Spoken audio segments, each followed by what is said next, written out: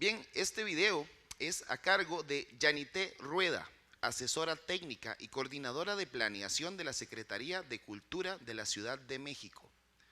Adelante. Hola, ¿qué tal? Mi nombre es Jaimite Rueda, encargada del área de planeación de la Secretaría de Cultura de la Ciudad de México. Y en este día, pues queremos agradecer a los organizadores, a la ciudad de Escazú por la invitación y queremos compartir con ustedes, pues, el trabajo que hemos desarrollado a lo largo de diferentes años para la construcción de políticas culturales con vertientes de inclusión social y de gobernanza, y es un ejercicio que pues tiene mucho tiempo y que se han involucrado diferentes figuras para poder lograr los resultados que ahora pues estamos teniendo, y hemos hecho una presentación para podernos guiar en nuestra participación. Y bueno, esta pues presentación, básicamente la idea es poder compartir con ustedes sobre todo la cuestión metodológica y técnica de este trabajo que hemos pues venido desarrollando, ¿no? A lo largo de los años. Y bueno, pensar la inclusión social y el tema de gobernanza en la Ciudad de México es pues pensar en un territorio pequeño que está conformado por 16 alcaldías. Cada alcaldía es diferente. Tenemos zonas que todavía se dedican a la agricultura, otras que concentran una gran oferta cultural en la ciudad, y pues sobre todo también un tema de movilidad bastante interesante dentro de esta ciudad. Un referente que me gusta mucho hacer hincapié, pues es que esta ciudad está conformada con 9 millones de habitantes y que diariamente circulan 5 millones más, ya sea por cuestión de turismo, por cuestión de paso, de estudios, ¿no? De pues de alguna actividad que vayan a realizar. Y pues bueno, es pensar la construcción de una política cultural con esas dimensiones, ¿no? En 12 millones de personas que circulan diariamente, a quienes de alguna manera debemos de garantizar el ejercicio de sus derechos culturales. Hay una comunidad migrante muy fuerte, sobre todo en cuestión indígena, y en esta ciudad pues se hablan 55 de las 68 lenguas originarias en todo el país, y diferente infraestructura, ¿no? Desde cuestión arqueológica, también una infraestructura moderna, ¿no? Una infraestructura antigua, y bueno, muchas de estas infraestructuras son patrimonio, ¿no? De la humanidad, y tenemos una diversidad de museos, de teatros, de centros culturales. Sin embargo, pues este gran número de infraestructura se concentra en su mayoría en el centro de la capital, no tanto así en las periferias. Y esto es una radiografía un poco de lo que nosotros tuvimos que mirar cuando llegamos a la administración para poder construir políticas públicas inclusivas. ¿Y qué nos obligó? Nos obligó de alguna manera a pensar la realidad desde diferentes perspectivas. Se han implementado diferentes estrategias y metodologías para poder mirar las caras de la política pública, y ahora pues podemos conocer la manera en cómo se ejercen los derechos en esta ciudad, la manera en cómo se implementan los programas y los proyectos, pues, la manera en cómo se desarrollan ciertas actividades culturales. Y ese ha sido pues un trabajo muy arduo que pues nos ha permitido de alguna manera tener un referente de información importante para saber cómo estamos llevando a cabo la política pública. Y bueno, en esta diversidad es que se construyen la política cultural, y cuáles son los elementos que a lo largo de la historia nos hemos dado cuenta que se han considerado para poder pues implementar las políticas públicas. El primero es visualizar el espacio público como el gran escenario ciudadano y de expresión creativa. Esta ciudad tiene una historia. A partir del año de 1997 se gana por primera vez esta ciudad un partido de oposición al que se llevaba históricamente, ¿no? En la federación. Y bueno, desde entonces es que la ciudad se gobierna por pues partidos de izquierda. Eso ha permitido no solamente hacer un trabajo muy fino en cuestión territorial para conocer las necesidades y particularidades de los territorios y las comunidades, sino sobre todo construir las políticas culturales con la ciudadanía de manera directa, ¿no? De trabajarla y diseñarla de la mano con ellos y con otras figuras importantes como la sociedad civil, como los tres niveles de gobierno, como el Congreso, como los promotores, los gestores culturales, la propia comunidad artística. Y el espacio público ha sido el gran referente desde entonces. Desde hace más de 23 años, el espacio público se ha convertido en el principal escenario para todos, ¿no? Para poder ejercer nuestros derechos culturales. Otro elemento importante a lo largo de la historia es que hay propuestas muy significativas en materia de formación ciudadana. Si bien tenemos espacios para el arte y la cultura, para los oficios, hay una hacemos hincapié en que lo más importante es formar ciudadanía. Si la ciudadanía está formada en el ejercicio de sus derechos, si la ciudadanía demanda sus necesidades, si la ciudadanía cuestiona el trabajo de los gobiernos, tenemos la seguridad de que las políticas culturales están funcionando. También hay un trabajo y programas y proyectos muy específicos en materia de apreciación del patrimonio histórico, artístico y cultural por esta particularidad de la ciudad. Y bueno, hay programas muy relevantes como Guardianes del Patrimonio, donde se educa a la ciudadanía, sobre todo a las poblaciones infantiles y juveniles, para pues cuidar, ¿no? Y apoyar en el cuidado de este patrimonio histórico desde sus comunidades. Hay un trabajo muy fuerte también en poder articular el trabajo de la cultura con otros sectores y pues sobre todo un trabajo en desarrollarse o que se debe desarrollar en las periferias de esta ciudad, ¿no? En el entendido de que muchas cosas se concentran en el centro de la capital. Y un elemento muy importante que nos hemos dado cuenta es que para poder lograr y consolidar estas políticas culturales es imprescindible poder trabajar en la conformación de modelos de intervención. Cada modelo de intervención tiene características particulares. Ustedes tuvieron la oportunidad de conocer en el 2018 las fábricas de artes y oficios, que es todo un modelo de intervención donde no solamente se habla de una infraestructura cultural, sino se hizo un trabajo de apropiación de ese espacio público de las comunidades aledañas y ahora tenemos la seguridad que si el gobierno se retira, ¿no?, de la operación de las fábricas de artes y oficios, estas se mantendrán por sí solas y se han hecho sostenibles a lo largo del tiempo, porque son las comunidades quienes dan vida, quienes los mantienen, quienes se preocupan, ¿no?, por llevar a cabo todas las actividades que se desarrollan y por seguirlo manteniendo, ¿no? Es un espacio de prevención, sobre todo de conductas delictivas para la población juvenil, pero también un espacio de recreación para la gente adulta mayor, un espacio de aprendizaje para las amas de casa y para las mujeres. Se ha convertido en un espacio donde pues se conviven diferentes sectores, donde se convive diferentes personas y donde se ofrece una oferta muy particular para cada uno de ellos. ¿Cómo se ha construido a lo largo del tiempo y cómo se ha transformado la política, cuando en el 2019, ¿no?, la Ciudad de México decide adherirse a la Agenda 21 de la Cultura y se empieza a hablar de los derechos culturales en esta capital, hubo una intención muy fuerte de poder alinear la política pública con base en esos derechos culturales. Y así se hace todo un ejercicio de sistematización, se retoman los derechos, se empieza a trabajar en el diseño de programas, proyectos y actividades, se construyen políticas y ejes de política pública que al final nos permite tener alineada toda esa información y conocer a partir de herramientas como diagnósticos, sistemas de información, registro de buenas prácticas y baterías indicadores, cómo estamos llevando a cabo ese trabajo. Algo importante es los esquemas de participación que se han implementado. Si bien se tienen convocatorias públicas y convenios de colaboración con diferentes figuras, hay un espacio muy particular para nosotros que son los foros de consulta pública.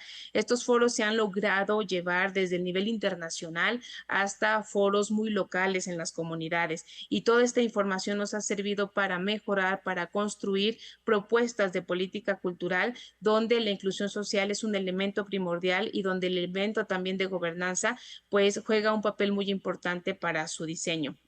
¿De qué nos hemos dado cuenta? Que pues estas políticas públicas es indispensable que se construyan desde los territorios. Desde ahí nosotros conocemos las necesidades y podemos plantear acciones de mejora, pero al mismo tiempo propuestas significativas para pues la ciudadanía de esta capital. Eh, cómo de alguna manera también hemos transformado nuestra propia mirada de la manera en cómo trabajamos la política cultural. Ahora creo que estamos en un paso para asumirnos como encantadores del mundo. Queremos hacer de la Ciudad de México un punto focal, ¿no? A nivel mundial, donde se visualicen buenas prácticas culturales y donde estas buenas prácticas puedan ser compartidas, pero sobre todo puedan replicarse en otros espacios, en otras ciudades, en otros territorios. Siempre tratamos de diseñar y construir las propuestas como si todo fuera posible, más que ver errores, lo que queremos ver son áreas de oportunidad para pues lograr la transformación de los territorios. Y hay 5 estrategias básicas que queremos compartir con ustedes de lo que nos ha funcionado para hacer posible, ¿no? esta construcción. Lo primero que nos hemos dado cuenta es la importancia de blindar las políticas culturales. Si nosotros tenemos programas, proyectos o actividades que funcionan y que integran una política cultural, tenemos que pues trabajar con las figuras responsables para conformar los marcos normativos, los requerimientos, las reglas de operación, todo aquello que permita hacer del uso del recurso una cuestión transparente. Consideramos que la participación ciudadana es imprescindible para la construcción pues de programas locales, y si bien el presupuesto participativo lo manejamos en muchas ciudades del mundo, la Ciudad de México pues pone a votación no solamente los proyectos que la ciudadanía quiere desarrollar, sino que hace una vinculación interesante de estos presupuestos para poder vincular las propuestas culturales con propuestas en el sector educativo o en el sector ambiental o en el sector económico. Otro punto importante pues es el papel del espacio público, este escenario de libertades, cómo juega un papel primordial el uso del espacio público para poder llevar a cabo la política cultural y las propuestas, ¿no? de trabajo que se diseñan. Y pues también la importancia de vincular la cultura con otros sectores en el entendido de que queremos y seguimos queriendo que la cultura sea una política transversal de todo el gobierno de una ciudad. Y bueno, es un ejercicio muy interesante. Se han implementado algunas acciones pues desde hace ya muchísimos años. Una de las más significativas son los libroclubs, que pues son personas que a través del libro y la lectura trabajan temas de seguridad pública, trabajan para prevenir algunas conductas antisociales, trabajan algunos proyectos para cuestiones de la trata de personas, para el embarazo juvenil. A través del libro y la lectura se trabaja la violencia infantil, la violencia de género. Y bueno, hemos encontrado en ciertas políticas públicas resultados valiosos y cómo se ha logrado vincular pues el tema de la cultura con otros sectores. Tenemos propuestas, ¿no? de literatura para bomberos, para policías, ¿no? Para gente en hospital. Y bueno, no solamente es leer los libros y llevar la lectura y la literatura a estos espacios, sino trabajar cuestiones preventivas sobre todo. Y esto se ha ido transformando a lo largo de los años y es bastante significativo.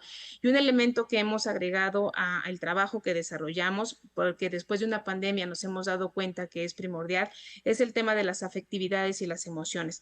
Nosotros estamos convencidos que si no se construye afectividades en torno a una política pública inclusiva, va a ser muy difícil que los resultados sean buenos, pero sobre todo que esa política pública se mantenga. Tenemos que trabajar el tema de las emociones también con la ciudadanía para lograr que formen parte de la construcción de esta política pública, y sobre todo pues trabajar el tema de la inclusión social y la gobernanza con esta vertiente, la vertiente de la afectividad, ¿no? Si no hay afectos, los resultados son mucho menores, y eso es una realidad con la que nos hemos topado y creo que ahora lo hemos estado considerando. Lo que les presento aquí es un poco pues la ruta, ¿no? de cómo se trabaja política pública, inclusión social y gobernanza. Sabemos que cada administración pues siempre llegan muchísimas ideas, y bueno, esas ideas tienen que convertirse en procesos, en proyectos, en programas, en políticas públicas, y si bien nos va, la construcción de modelos de intervención para lograr una buena práctica que pueda ser replicable en otros territorios. Este proceso de conversión tiene 3 elementos primordiales para nosotros nosotros, que es el tema de la creatividad, el tema de la gestión. Si no se gestiona la política pública, es muy difícil que pueda dar el salto a una buena práctica, y sobre todo el tema de la participación.